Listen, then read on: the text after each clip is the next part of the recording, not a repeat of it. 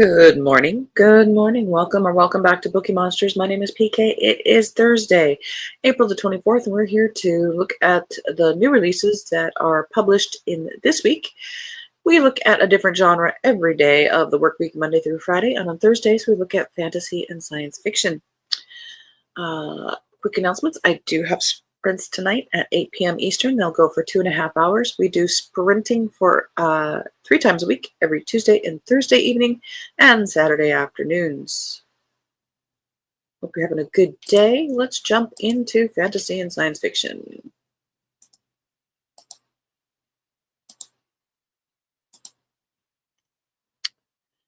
Down in the Sea of Angels by Kan Wang. This is a time-traveling dystopian fantasy. It is tagged as. In 2106, Maida Sun possesses the ability to see the entire history of any object she touches. When she starts a job with a cultural recovery project in San Francisco with other scions like her, she discovers a teacup that connects her with Li Nuan, a sex-trafficked girl in a 1906 Chinatown brothel, and with Nathan, a tech designer and hedonist of 2006. A chance encounter with a prominent political leader reveals to Maida his plan to contain everyone with psionic abilities, eliminate their personal autonomy, and use their skills for his own gain.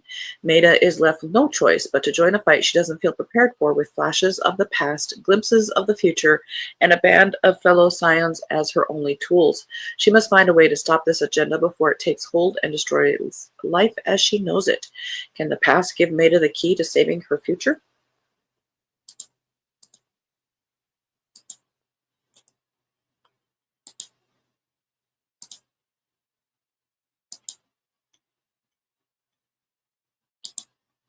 Good morning, Mary. Happy Thursday. Another gorgeous day here in Virginia. Awesome. We'll try to get something done around the house today. Operative word, try. That's all you can do. It doesn't happen if you don't try, so you gotta try. Iron Tongue of Midnight by Brittany N. Williams, third in the Forge and Fracture saga. This is the conclusion, so this is just a trilogy. It all ends with the Fae Queen. 17-year-old Joan Sands must banish the Fae just as her ancestor did nearly 2,000 years ago. But first she'll have to unravel the mystery behind the original pact that allows the Fae to openly terrorize London while King James hides in the countryside protected by the children of the Orisha. Armed with a magical sword and power to manipulate and create metal, Joan gathers allies and enemies in unlikely places as the world she knew slips further away. But the children of the Orisha struggle to wield their magic for war, and Joan clashes with the elders who refuse to trust the fate of the world to a child, regardless of her Orisha blessings. All while her two loves, Nick and Rose, grow closer to each other, a prospect more momentous and alluring than Joan ever could have imagined. When a spirit bent on annihilating all who worship the Orisha is unleashed, Joan discovers the unsettling truth behind the original pact. Faced with the lies of the past, the frightening power of the Fae, and a mortal king whose dangerous whims hold her community hostage, Joan must decide, is the old world worth saving, or is it time to forge something frighteningly new?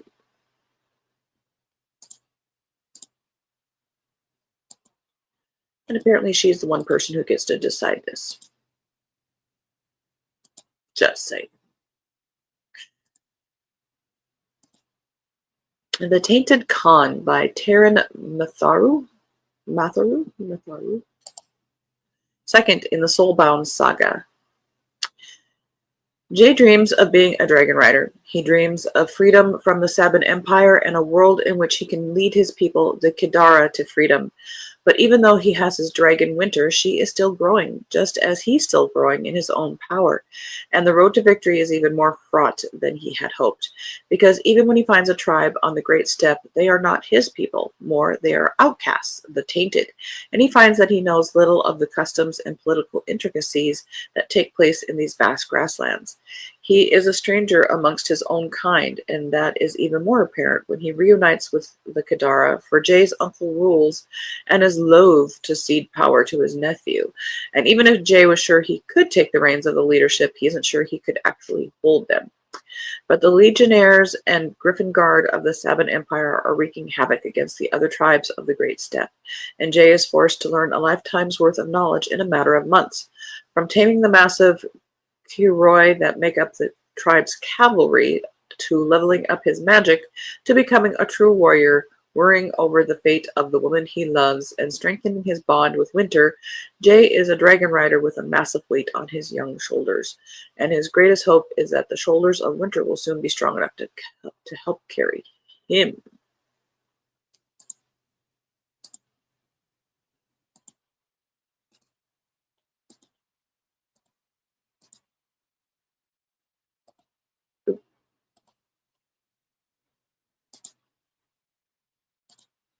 Ashes of Z, Book 1 by Elizabeth Vaughn. An innocent wet nurse. When a bloody civil war claims the life of the warrior queen of Z, Amari of Uole, maybe, flees the battlefield with the queen's newborn daughter in one arm and her own infant son in the other, desperate to escape the ruthless hunters sent by the blood-hungry usurper King Zyrith, a crippled scholar. Far from the war, Orville has built a quiet life in the capital of Z, immersed in his scrolls, pens, and parchment. A distant cousin to the royal family, he has been left to his own devices, and he wants to keep it that way. A collision of fates. One cold night, a terrified Amari and her precious burdens appear at Orville's door, shattering his carefully constructed life. As the ruthless predators gain ground, Amari and Orville must forge a strength they never knew they possessed, not only to protect the babes, but each other. End of row one.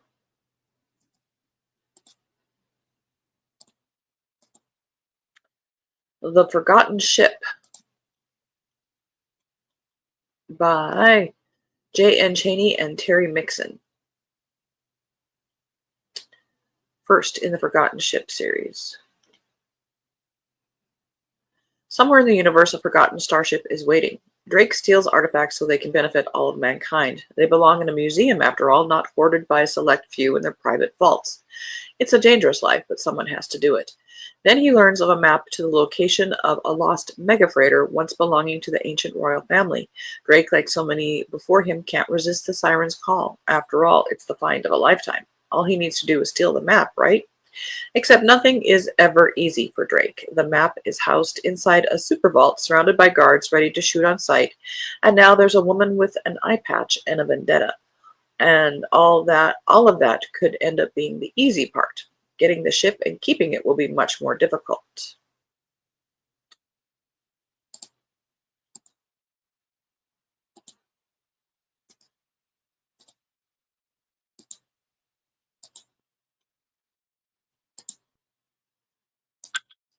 Trinity, First Command Book 3 by Michael Simon. Humanity balances on the cusp of extinction. The Coven Empire is preparing one final push to penetrate fleet lines and invade their inner planets. What follows will be servitude, suffering, and death. Cole Jackson and his small crew of misfits are trapped behind enemy lines, frantically trying to cobble together functioning starships while avoiding enemy patrols. It's fate that sees Jackson resurrect Freedom, the ship where he was first posted, but now a derelict relegated to the military scrapyard. Using stolen alien technology, they seize a Coven prison colony and rescue captured fleet personnel. Jackson receives word that Fleet is ready to launch one final Hail Mary, a task force equipped with a revolutionary new weapon. But first they must learn the location of the Coven home world, and only Jackson is in a position to gather that intel. Commanding a small fleet of salvage vessels, Jackson ventures deep into Coven space. The human race is running out of time, and it's up to him to find the Coven planet and rally the remnants of the task force as a last gasp attempt to defeat the aliens and save mankind.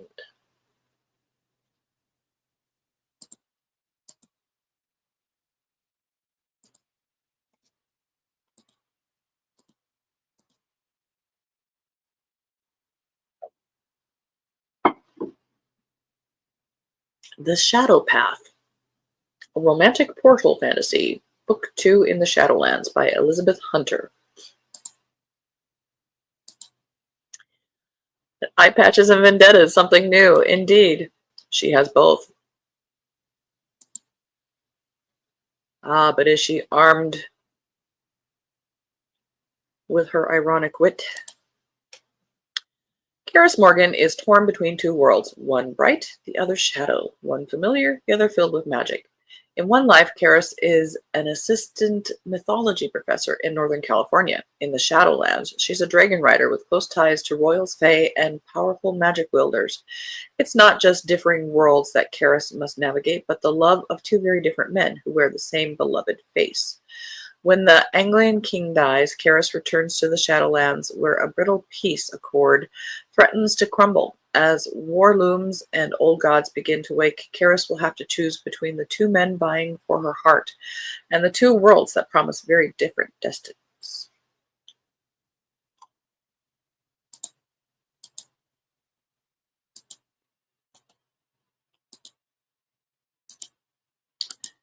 Intervention by Daniel Gibbs, second in the Iron Fleet series trilogy. Peace was only an illusion. Terrorist attacks have decimated the CDF fleet in the Orion Spur, and reinforcements are hung up by the new administration's pacifist politics. Lieutenant Colonel Arthur Hansen and the CSV Margaret Thatcher are left in a nightmare scenario. They are on their own. Amid the power plays, word reaches him of a mass hostage situation. Arthur resorts to any means necessary to discover their location, even under threat of mutiny and court-martial. But with few coalition ships left in the Spur, any rescue mission is doomed to fail. But he won't leave innocents to a fate worse than death. Unwilling to turn aside, Arthur and the special forces under his command execute a hastily planned op, worthy of their namesake ship. But the clock is ticking. They'll have to pull out all the stops to free the hostages and halt Armageddon before their time runs out. End of that row.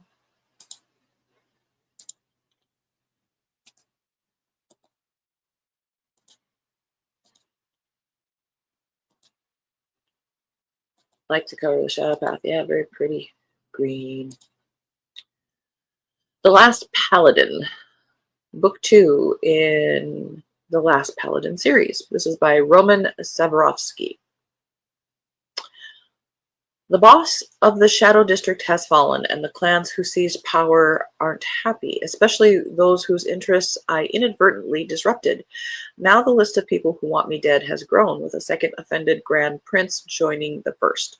But will that be enough to stop the rising Paladin of Darkness? Well, let them try.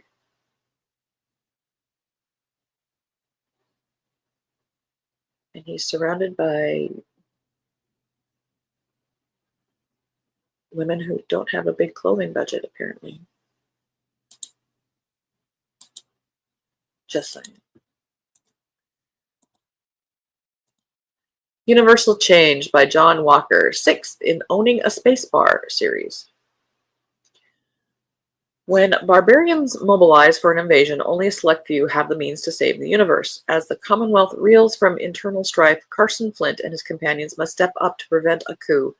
Their actions may well save a nation, while failure would most certainly doom them all. Meanwhile, the Lumari are under direct assault from the Thornton warlords.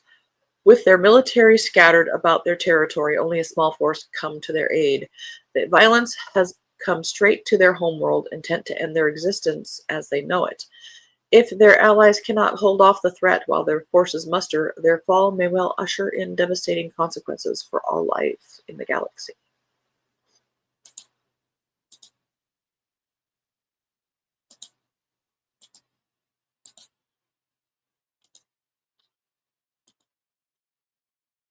The Escape Plan by Kate Bailey. Book 8, in the Only Magic in the Building series. This could go under romance.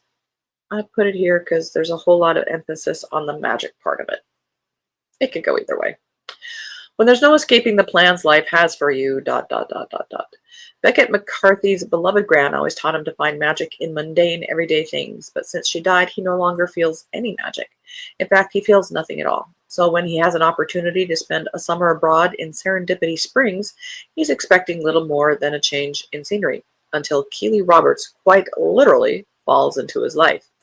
From their first chaotic encounter in a stuck elevator, Beckett and Keely can't seem to stay apart. Now that not that Bex is complaining, he's enchanted by his beautiful, feisty new neighbor, drawn to her in a way he can't explain, until they discover an invisible string that's been connecting them all this time. It's as if fate itself has conspired to bring them together. But with Beckett soon returning to Ireland and Keely's dream job hanging by a thread, she's just surrounded by threads. Is fate enough to keep their love alive, or will they need a little magic?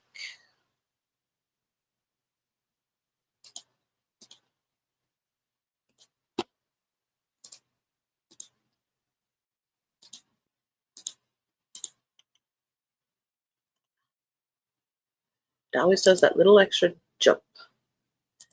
Zipping right along this morning. Well, we've lucked out. A couple of these little summaries are just like, boom. Read the book, find out. The Rebel Seer, fourth in the Outlaw of Thieves series by Lexi Blake. And these girls have attitude, or they're models. Shahidi Davis's world exploded the night Merthin took over the supernatural world. The child of powerful psychics, Shai was the only member of her family to escape the death the wizard delivered that night. Unfortunately, death still came calling when her power manifested itself. Her first encounter with a ghost earns her a trip to a mental ward. Guided by a very dead Harry Wharton, she begins to come to terms with her abilities. Her gifts lead her to the rebel army, where she finds a new family and Rhys Donovan Quinn. Overflowing with life, he is the perfect balance for a woman mired in so much death.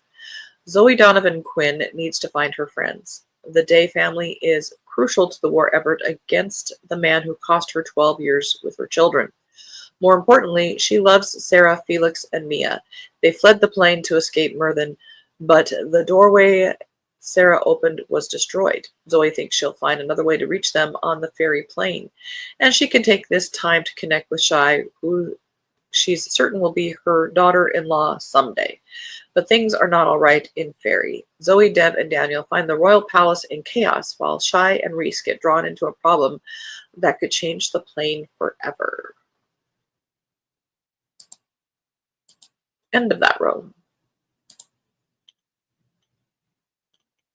Ooh.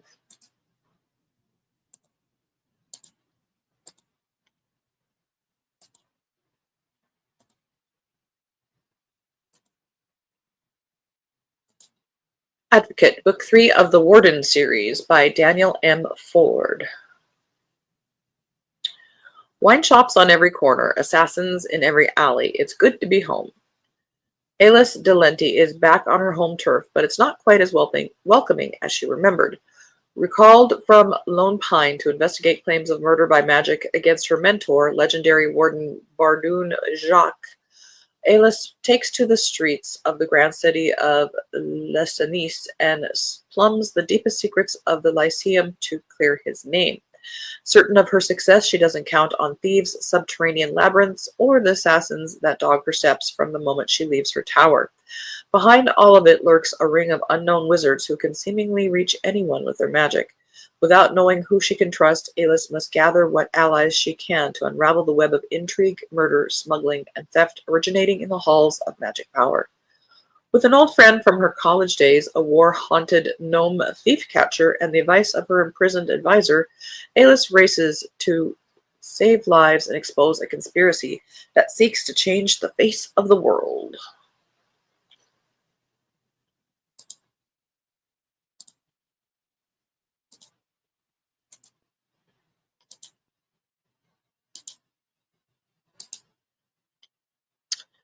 The Shadows of Stars, the Elfin Archives, book number 3 by Samantha Amstutz, something like that. Barely surviving a battle with Rogue Wraith, Serena, or it could be Serena because of the two N's, Serena races against time to save Fenn's life, but he's slipping away, fading with every heartbeat as he succumbs to grievous wounds. Just as despair threatens to claim her, Vezrin rips through the veil of distance. Drawn by her presence through the bond, he portals directly into the Wraith fortress. But the stars weave ruthless cruelty, and their reunion is fleeting when Lycor appears. The coercion burned into his mind erupts at the sight of Vezrin, demanding the prince's destruction. Bound by the king's merciless command, Lycor is powerless, left with no choice but to strike. Fenn's life isn't the only one hanging by a thread. Jason lies abandoned, left for dead by Lycor's hand after their brutal clash in the jungle.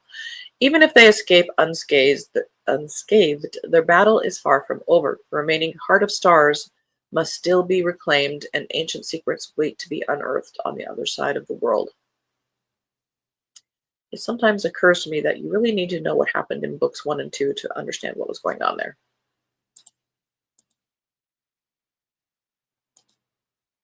And why you should be going, oh no! Well, that is all we have for today. Just in time. And sprints tonight with me. Yes, indeed. We do have sprints tonight at 8 p.m. Eastern. They'll go for 2.5 hours. I'm going to be, I've got some yarn coming. Yes, I have like 4 or 5 projects going on, but my mom's favorite color is red. And I thought I would make her a pashmina for her birthday in June. And the yarn is supposed to be delivered today. So I'll probably be starting and working on that tonight as we do our sprints. We do sprints every Tuesday and Thursday evenings at 8 p.m. Eastern for 2.5 hours, and Saturday afternoons starting at 3 p.m. Eastern time and going for 5 hours. So a total of 10 hours for you to work on your hobby, to read a book, close your eyes, whatever it is, that is your self-care. I just create the time and space and the ambiance. Nice idea. No, she will love it. Well, thank you. I made her a shawl for Christmas. Was it last year before? And asked if she wanted to have my sister bring it. And she said, no, she wanted, I guess wanted to stay nice. I'm like, it's just yarn. So I'm just going to make her something new. All right, so thank you guys for watching. If you're watching it now, thank you for taking your morning. Perhaps this is better news than what you might be watching on other real world things. Books are better, trust me. If you're watching it later, thank you very much for tuning in later. Hope you have a very good Thursday. Tomorrow is Freeform Friday. We'll look at the rest of the Cozy Mysteries from Monday and anything else that caught my attention that doesn't necessarily fall under these categories or we might have missed earlier in the week. Thank you, Mary, so much for playing with me this morning. Have a very good day. And as the banner says here, don't be a bookworm, be a bookie monster. Nom, nom. Have a good day and God bless. Vacuuming, schmacuuming.